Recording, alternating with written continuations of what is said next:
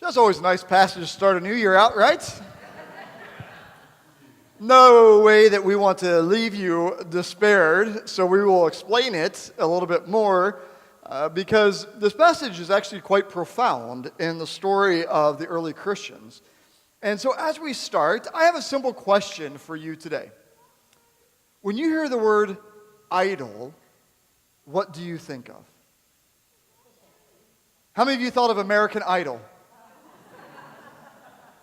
How many of you think of football? I heard that someone threw that out. How many of you think of movie stars or people that are famous?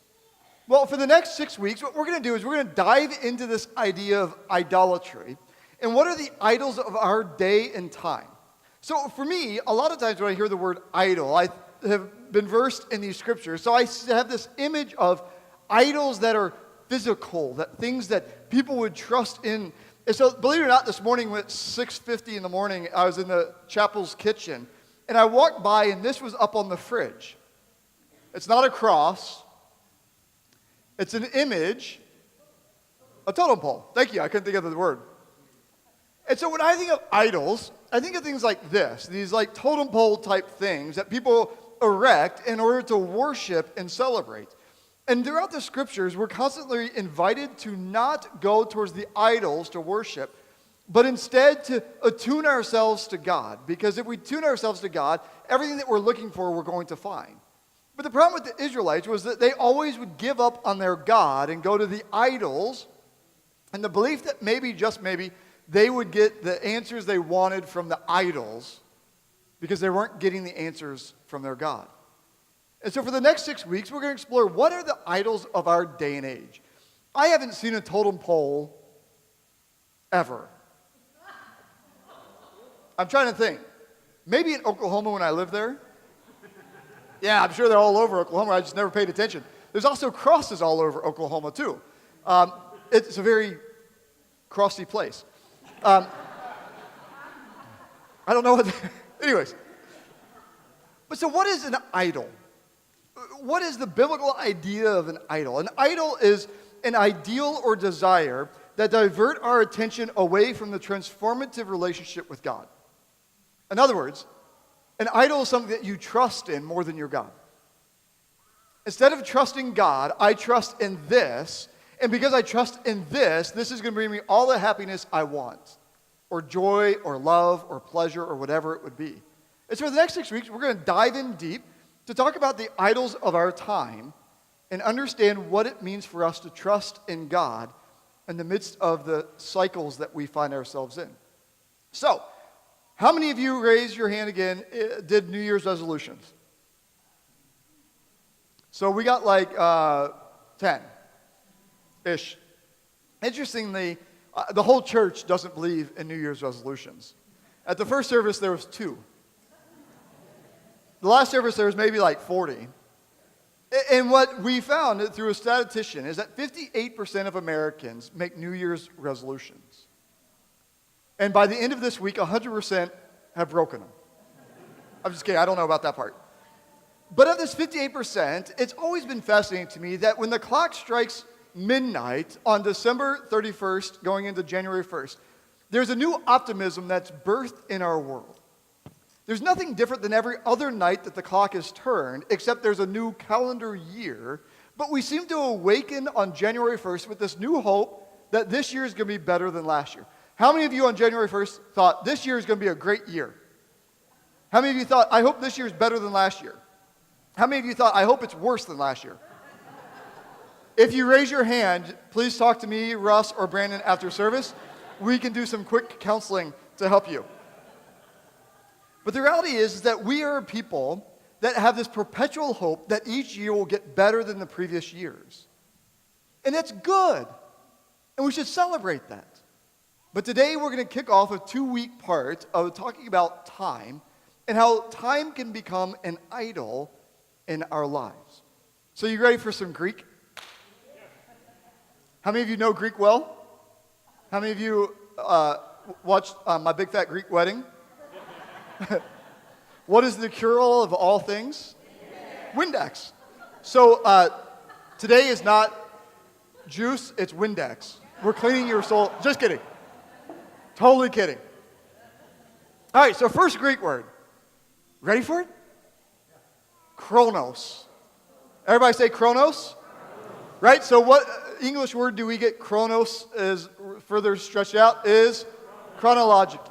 So chronologic time is clock time. It's calendar time. It's measured time that happens. The other word for time in Greek is kairos. Everybody say kairos? Kairos is the idea of special time or special moments, opportune moment, or the right time. And so this week we're going to look at chronos time and this idea of chronological time. Because sometimes we can become enslaved to the clock, in which we trust the clock to the point that it becomes a prison for us instead of a gift. Quick story. Many years ago, I worked at a church in a little town north of Pittsburgh, Pennsylvania. And we were on a corner downtown, and directly across, diagonally across from us was the Catholic Church. Our church had multiple services, as did the Catholics. And what we noticed one day was that as soon as the chimes started on the Catholic Church at noon, people in our congregation would stand up and walk out.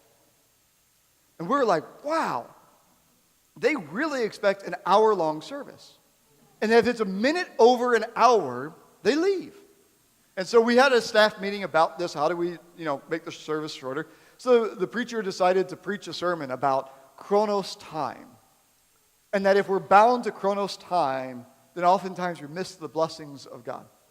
He preaches the sermon, the chimes go off at noon, the same people got up and walked out. What do you do? So we asked them, why do you do that? And they said, it's real simple. It has nothing to do with you all. We have to beat the Catholics to brunch. And we know, true story, we know that if you guys keep talking, they will beat us and we have to wait at the restaurants. And so when it strikes noon, we're out no matter how good the sermon is or whatever you're doing, because the brunch is that important to us. From that point forward, we just gave up on trying to have time for that service. People got up every Sunday, would walk out. The bishop, it was the Methodist church, so the bishop, the real big head person of the, was furious that people got up while he was preaching a sermon and left during the middle of his sermon. He thought we were the rudest church, and we explained to him, Kairos time is not our church. We are a chronologically oriented people. So anyways, this idea of chronological order is something that is given to us, and it's not a bad thing. Like, let's talk about our service. We start at 11, right?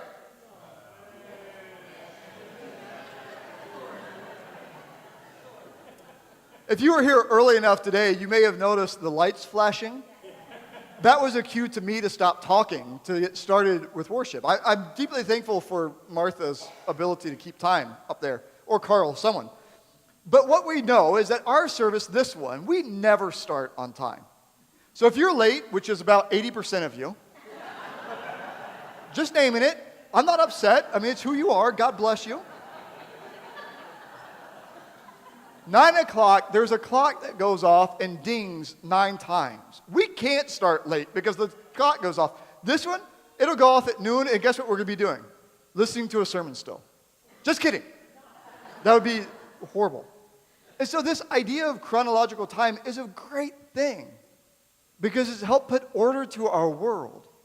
But the problem is that sometimes we take it so far that we become so bound by time that we forget to live in the midst of it. A book written many years ago by Mitch Albom called The Timekeeper is this beautiful fable about Father Time and how Father Time came to be and the curse of counting time. I want to read an excerpt out of the beginning of it for you. He writes this: try to imagine a life without timekeeping. You probably can't. You know the month, the year, the day of the week. There's a clock on your wall or the dashboard of your car. You have a schedule, a calendar, a time for dinner or a movie. Yet all around you, timekeeping is ignored. Birds are never late. A dog does not check its watch. Deer do not fret over their passing birthdays. Man alone measures time. Man alone chimes the hour. And because of this, man alone suffers a paralyzing fear that no other creature endures, a fear of time running out. Wow. I know in my experience of life, sitting at the deathbed of many people, they talk about if they could do it over again, how they would have changed the way they used their time. When I do counseling with people over and over again, I hear about the regrets of the past or the fears of the future. What if? What if this doesn't work out? What if I don't live long enough to see this? What if, and it becomes paralyzing in our lives, in a way becomes an idol? Because we start trusting a clock more than the one who has made all things. And so today we jump to this passage from James. Not the most happy first of the year passage, but I want to explain why I chose this. The book of James, I think, is an important book for all of us to read because James is kind of a cutthroat. I'm not going to beat around the bush. I'm going to tell you like it is. And if you have faith that's only up here and it's not lived, it's not faith. It's dead. It's useless. It's pointless. Give it up now. But instead, we're called to live in this new way called the Christ way, in which it shapes everything that we're about in our perception of everything around us. And so what he says in this 4th chapter to the community that's gathered is that you all are really good at making plans. That you're going to make this plan that a year from now you're going to go off and make all this money and you're going to do it all and it's all about you. How arrogant, he says, of you. The first church that heard it said, "Thank you, James, for that wonderful message. You're right. We are so arrogant." Of course not. No one wants to hear these kinds of messages. But what he's saying is that you think you control everything, including time, and what's going to happen in your life. And the reality of life is that you have little control. You get that? We have little control. How many times in your life have you made plans and God laughed? I had plans of my future that had nothing to do with Hawaii. Here I am. God laughed. You see, what happens in our lives is that planning isn't necessarily a bad thing.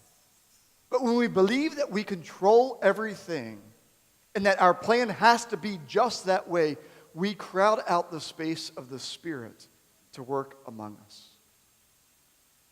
And if I say that in 6 months, all of you should give $10,000 to the church and it doesn't happen, but it's going to happen, clearly. But if I make plans and have this expectation that because I made the plan, God will do it, and it doesn't happen, then how dare you, God?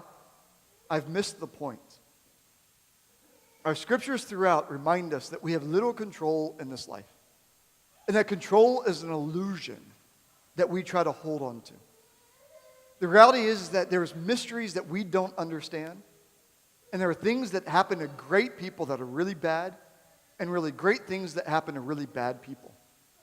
It doesn't make sense. And so we clamor for more control. And so we're going to control our schedule and what we do and where we go. And yet we have no idea what will be. And so Proverbs in the book of wisdom says this: "Do not boast about tomorrow, for you do not know what a day may bring." Or at the very end of Jesus' Sermon on the Mount, the very last sentence, as he's talking about worry, he says this: "Stop worrying about tomorrow, because tomorrow will worry about itself. Each day has enough trouble of its own." Amen? Amen. And so what we oftentimes do with our chronological time is we try to shape and control it. And what it ends up doing is controlling us. That maybe you've heard this phrase, time is money. It's not true. Time is gift. And God has enabled each one of us to take our 24 hours in this day and choose how to spend it and use it. We are stewards of our own lives. And at the end of that passage, James has this profoundly strong statement. If you know what you ought to do and you don't do it, you have sinned.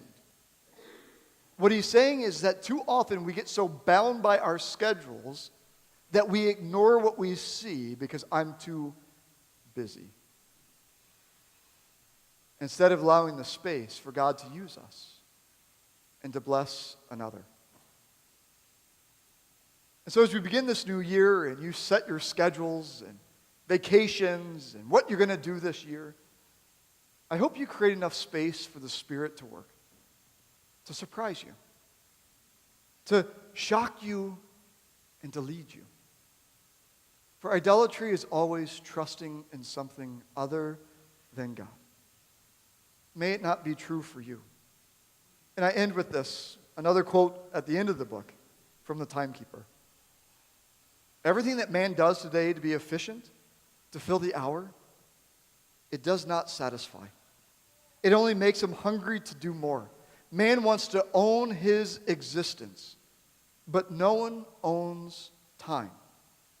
When you are measuring life, you are not living it. When you are measuring life, you are not living it. May you live your life, and may it be a beautiful and abundant life. Amen.